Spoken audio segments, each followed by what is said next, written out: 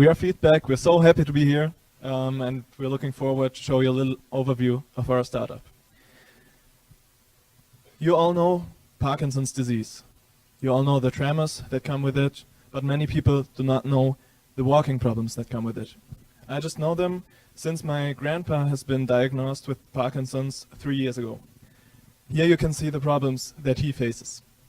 Parkinson's patients show small, shuffling steps, and when they want to initiate their gait, they have something that's called gait freezing. So they feel like their feet are freezing on the ground and they cannot initiate the gait. And this is very dangerous for them. 13% of all Parkinson's patients receive medical treatment after having fallen at least once a year. 27% of all Parkinson's patients fall at least once a year. We help with this. Who are we? This is our team. On the left-hand side, you can see Simon, who's our project manager. In the middle, there is Lucas, our electronics and prototyping guy. And I am specialized in biomechanics. And right now, I'm just in the last 2 weeks of my master thesis on the investigation on Parkinsonian gait. So how can we help? We take a bigger look at the problem of Parkinson's patients that they face while walking. So this small shuffling gait is very dangerous for them because often, very frequently, they stumble and fall. How can we help? We provide them a sensor-embedded shoe insole, which helps them to integrate the physical therapy into their everyday lives. And thus, we maintain their autonomy and improve their quality of life. How exactly can we do it? Let's take a look at the therapy that we have today for Parkinson's patients. They go to the physical therapist, and the physical therapist shows them in sessions of 30 minutes how to walk correctly. They learn special techniques, how they can improve their walking, and they are asked to integrate them in their daily routine. But as you know, walking is a very unconscious thing, so you're not thinking about each and every step that you take, and it's very difficult for them. I can give you an example for this. My grandpa faces the same problem, and when he's hiking with my grandma, then she helps him a lot. She says, "Hey, you're not walking correctly." And she does it a lot until the point where my grandpa says, "Hey, I really don't want anymore. Let's go get back home." What we do is we automate the nagging. We give them our product feedback, and that's exactly doing the right thing. My grandpa doesn't want to show that he has these problems, these disabilities, and feedback shows him during the everyday life when he's walking correctly or not. And additionally, he can send the data to his physical therapist and to his doctor in order to improve the therapy and medication. So what exactly is this magical thing, feedback? So this is our product. It has two parts, a physical part and a mobile application. On the left-hand side, you can see our prototype that we're using right now in a preclinical study. And what the physical part does is real-time sensing and giving a haptic feedback. That's like a little buzz momentarily at the ankle, but actually this box is going to be integrated into the shoe soles in further prototype phases. On the app, Parkinson's patients can see their efforts and their results.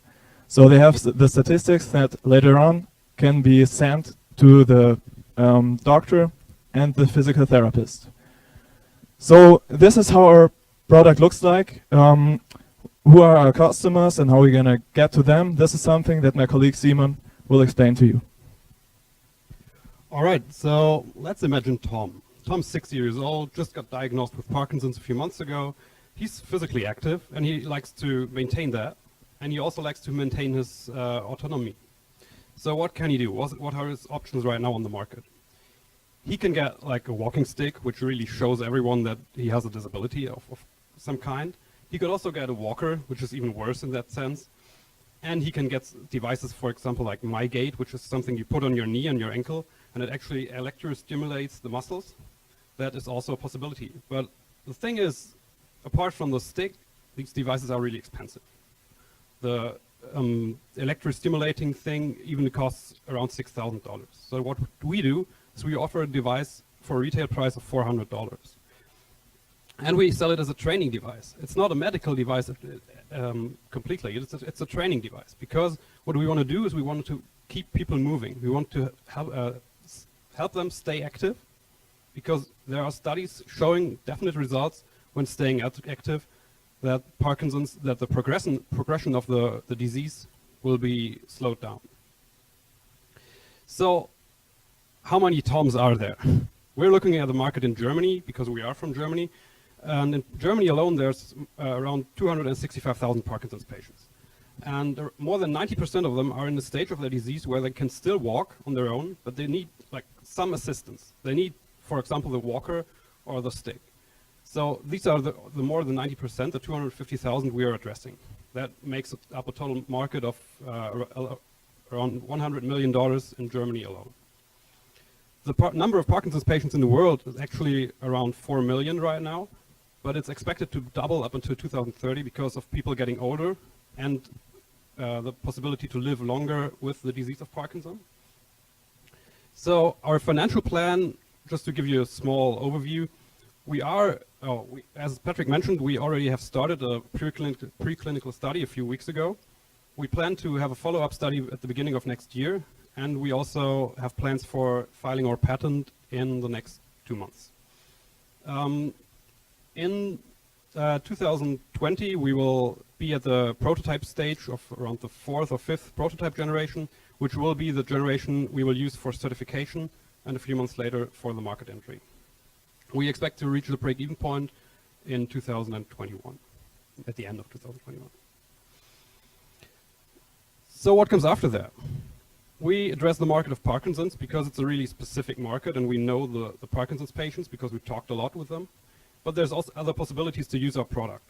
We can use it for wearers of prostheses, for people with flat valgus foot, or postural defects. So basically anyone who has problems with walking, that can be solved when concentrating on the gait. How can we achieve that? We are 3 engineers, but we also have a lot of expertise in our network. We have research partners, as, for example, the University of Bremen, which helps us with preclinical studies. We have the Locomotion Lab in Darmstadt at our home university. We have client partners, such as physical therapists or the university in Frankfurt. We have consulting partners for building up our own startup.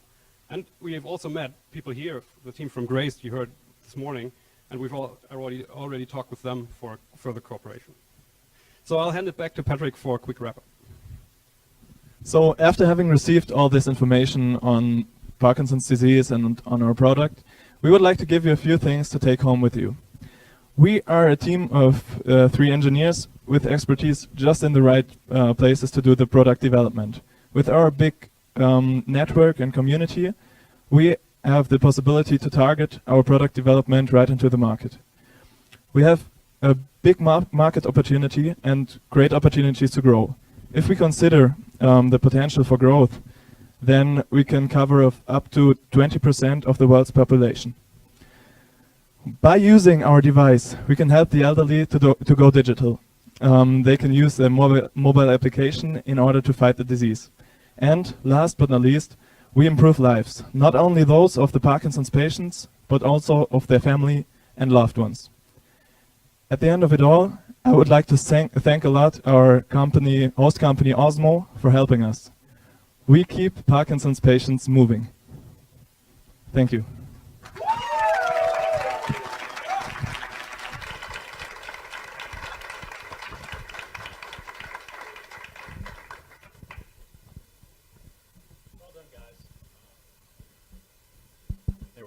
Well done. Having family members with Parkinson's, I think we all, most everybody in this room probably really appreciate what you all are doing. And I love the fact that you're also looking at what else you can do with the product as it moves out. As you think about this, and you said it's, let's say, training, do you also think of it as a medical product, and who will be the buyer? Is it an insurance company, a medical system, or is it the actual consumer patient? So at first we were looking at the consultant himself, because the thing is, at least in Germany, we know that getting a product, getting the certificate and making the health insurance company paying for the product can be really, really hard. In Germany, it takes up to 5 years to just get the medical insurance to cover it. So what we do, because we want to enter the market as quick as possible, we want to put it on the market as a training device, and then apply for the cover of the medical companies, the health insurances later on. So that we can do that during the time we're selling the product as a training device. So in our case, really Tom would be the customer. He would directly pay it. Good job, guys. It's a pleasure to see people working in an area that's got a need like this. I'm interested in you explaining a little more the advantage, because you're comparing your product to a cane and a walker and some other things that it doesn't seem like a direct competition or comparison. Can you talk a little more about that? Why we show these other products is basically that it's the alternative that they have today. It's the problem of Parkinson's patients of not walking correctly is something that has a big effect on their security. So most of them have problems and then stumble and maybe fall, and they're really afraid of falling. So at some point, I know it from my own family, at some point they say, okay, I don't want to go out anymore. I really have the fear of falling, and basically the fear of falling keeps them from doing social activities, from having their normal way of life.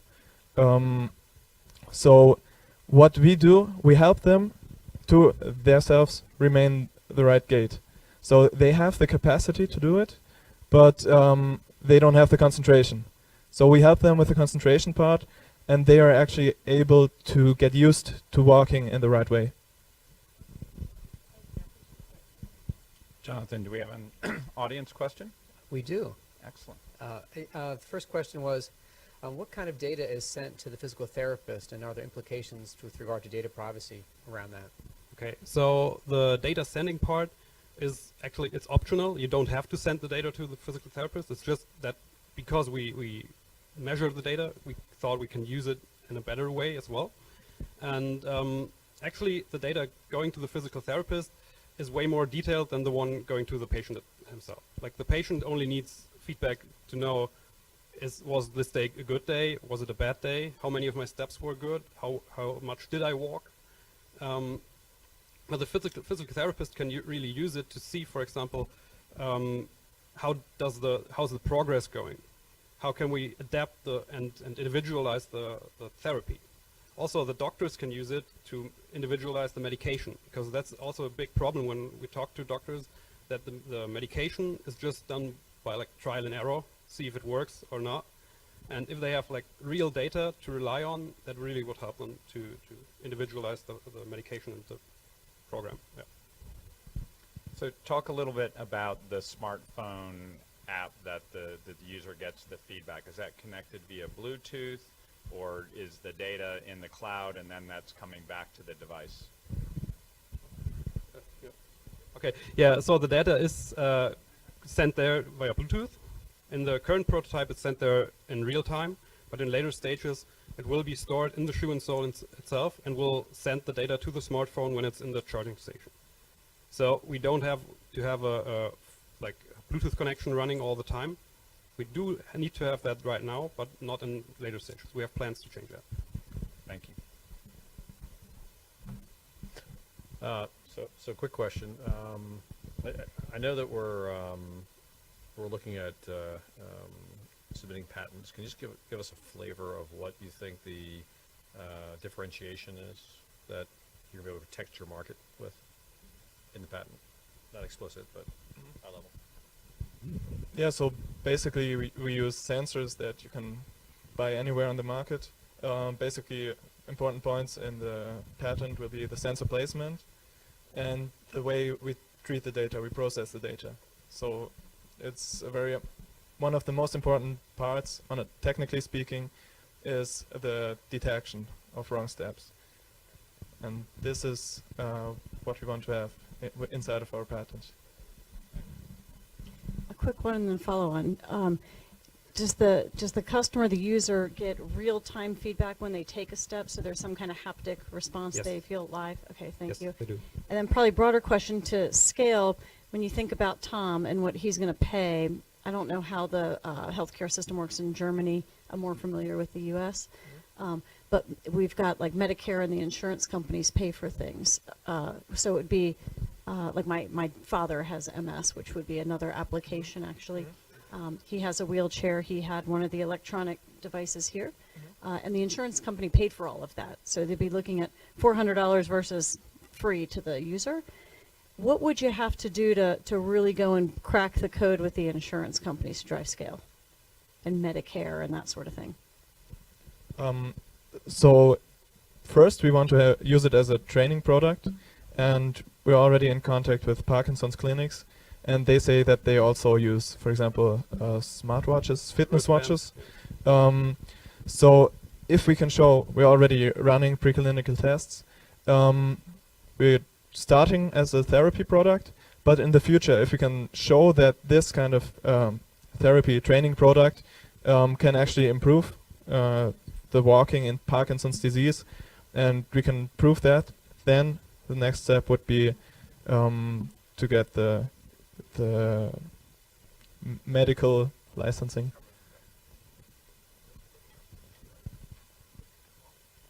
Thank you.